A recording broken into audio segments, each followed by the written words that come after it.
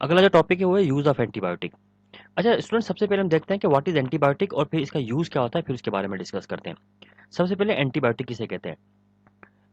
Antibiotic is the combination of two terms, anti plus biotics.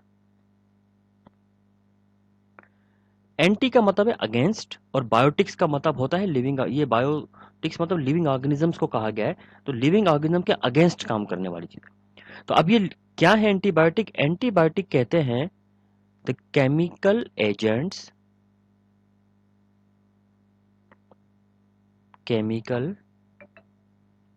Agents produced by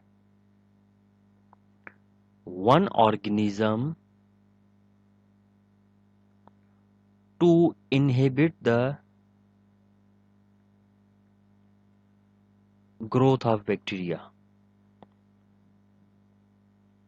growth of bacteria मतलब ये वो chemical होते हैं जो कि कोई भी एक ऑर्गेनिज्म रिलीज करता है, और किस रिलीज करता है? बैक्टीरिया की ग्रोथ को रोकने के लिए करता है।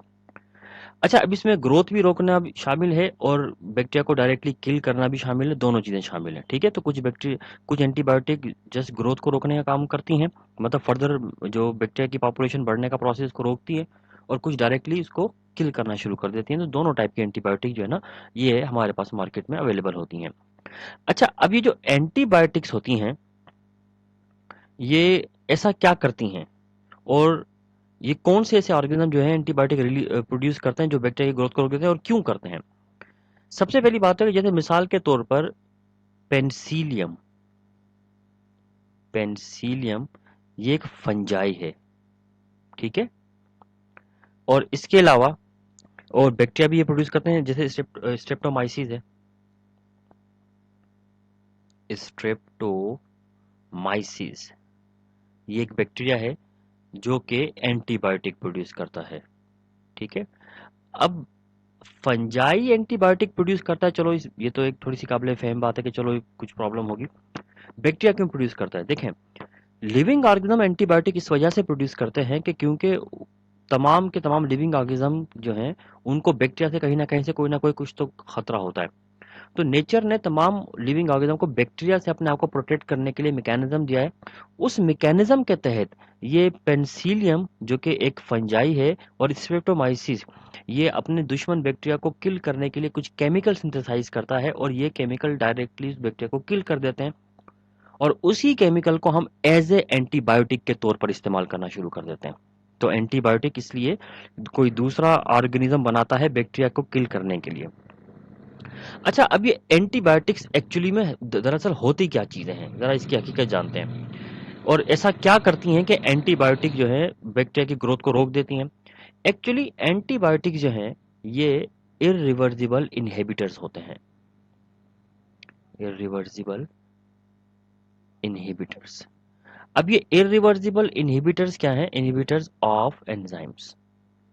ये हमारा जो एंजाइम वाला चैप्टर है उसके अंदर हमने बाकायदा डिटेल से टॉपिक डिस्कस किया था, इरिवर्सिबल इनहिबिटर्स ऑफ एंजाइम। मतलब कि ये एंजाइम के साथ कोई भी एंजाइम हो, एंटीबायोटिक उस एंजाइम को करती हैं ब्लॉक। और कैसे ब्लॉक करती हैं? परमानेंटली ब्लॉक करती हैं उसको, ठीक है। इसलिए इसको इरिवर्सिबल, रिवर्सिबल का मतलब है कि ब्लॉक कर दिया, जब जरूरत पड़ी तो फिर अनब्लॉक भी कर देंगे उसको, ठीक है, मतलब रिमूव हो जाएंगे। लेकिन परमानेंटली ब्लॉक कर देती हैं उसको, जिसकी वजह से वो जो एंजाइम है वो जाहिर सी बात अवेलेबल नहीं होता कोई भी फंक्शन परफॉर्म करने के लिए, जिसके बाद उस बैक्टीरिया की डेथ हो जाती है या फंक्शन ऑटोमेटिकली रुकना शुरू हो जाते हैं। अब ये एंटीबायोटिक किस चीज, कौन से एंजाइम के इनहिबिटर होते हैं? देखें, बैक्टीरिया में कुछ प्रोसेस होते हैं, जैसा कि एक प्रोसेस है cell wall formation. Cell wall bacteria के लिए बड़ी अहम चीज है, सेल वॉल की फॉर्मेशन होती है बैक्टीरिया में, ठीक है। इसके अलावा बैक्टीरिया में एक और प्रोसेस होता है प्रोटीन सिंथेसिस। ये भी बड़ा अहम प्रोसेस है इसके अंदर, प्रोटीन सिंथेसिस, ठीक है। एक और प्रोसेस बैक्टीरिया के अंदर होता है, और वो है डीएनए की रेप्लिकेशन। ये सारे प्रोसेस जो है ना नए बैक्टीरिया बनाने के लिए, मतलब उसकी पॉपुलेशन को इंक्रीज करने के लिए चाहिए होते हैं। डीएनए रेप्लिकेशन या डीएनए की सिंथेसिस भी कह लो, ठीक है। या फिर उसके अंदर कोई ना कोई मेटाबॉलिक पाथवे चलते हैं, इनके अलावा भी बहुत सारे मेटाबॉलिक पाथवेज हैं जो ऑपरेट कर रहे होते हैं,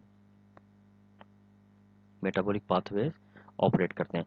अब ये जो सारे के सारे जो प्रोसेस हैं, उन तमाम के तमाम प्रोसेसेस के लिए उनको एंजाइम्स चाहिए होते हैं। ठीक है, क्या चाहिए होते हैं उनके लिए? एंजाइम्स चाहिए होते हैं। और जो भी एंटीबायोटिक आप इस्तेमाल करते हैं, वो एंटीबायोटिक इन चारों में से किसी न किसी एक के एंजाइम को परमानेंटली ब्लॉक कर देगी। ब्लॉक कर देगी, मिसाल के तौर पर सेल वॉल की फॉर्मेशन को ब्लॉक कर दें तो सेल वॉल नहीं बनेगी। अब बैक्टीरिया का सेल बन गया, सेल वॉल नहीं बनी, तो इसका मतलब है अब जो सेल वॉल वाले बेनिफिट्स हैं वो तो बैक्टीरिया को नहीं मिल पाएंगे, और वो बैक्टीरिया नहीं बना या प्रोटीन ना बन पाए, डीएनए रेप्लिकेशन का प्रोसेस रुक जाए, कोई मेटाबॉलिक पाथवे रुक जाए, डीएनए सिंथेसिस, कुछ भी प्रोसेस रुक जाए, एक जरा सा प्रोसेस भी रुक गया तो बैक्टीरिया की ग्रोथ वहीं पर ही स्टॉप हो जाती है। तो एक्चुअली एंटीबायोटिक जो होती हैं वो इस तरीके से मतलब बैक्टीरिया की ग्रोथ को स्टॉप कर देती है। फिर ये एंटीबायोटिक जो है इसकी भी फिर मल्टीपल टाइप हैं, जैसे कुछ होती हैं ब्रॉड स्पेक्ट्रम, कुछ होती हैं narrow spectrum. Broad spectrum antibiotic वो एंटीबायोटिक होती हैं जो कि वाइड रेंज ऑफ बैक्टीरिया को किल करती हैं। ठीक है, ब्रॉड स्पेक्ट्रम एंटीबायोटिक वो हैं जो कि वाइड रेंज ऑफ बैक्टीरिया को किल कर दें। ठीक है, और दूसरी होती है नैरो स्पेक्ट्रम। नैरो स्पेक्ट्रम वो होती हैं जो कि पर्टिकुलर बैक्टीरिया के लिए होती हैं, मतलब वो बड़ी बड़ी ब्रॉड रेंज नहीं होती, वाइड रेंज नहीं होती, मखसूस बैक्टीरिया को किल करते हैं। तो एंटीबायोटिक की डिफरेंट टाइप्स होती हैं, और भी एंटीबायोटिक की टाइप्स होती हैं।